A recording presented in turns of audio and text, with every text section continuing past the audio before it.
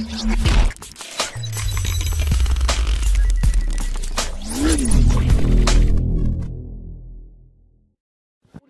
عندهم دور كبير في هذه المسألة هذه، فأنا لي الشرف أنني نكون مساهمة في هذه المناسبة كمساعدة مني لهاد الناس.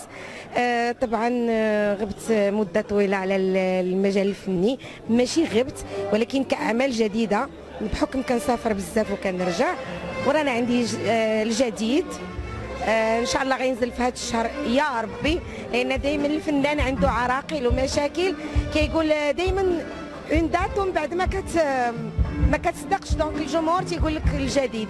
فان شاء الله عندي جديد من الالحان محمد الباشا اللي هو الاب ديالي وكلماته، وتوزيع رشيد محمد علي، وعندي اعمال ديال مولاي رشيد الركراكي كذلك توزيع رشيد محمد علي.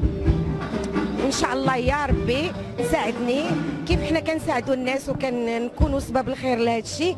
ان شاء الله يا ربي تساعدني باش نحط الجديد وتسمعوا حتى نتوما غتكونوا من الاوائل ان شاء الله اللي غنعطيه لكم وتسمعوا ان شاء الله. شكرا بزاف، شكرا لكم.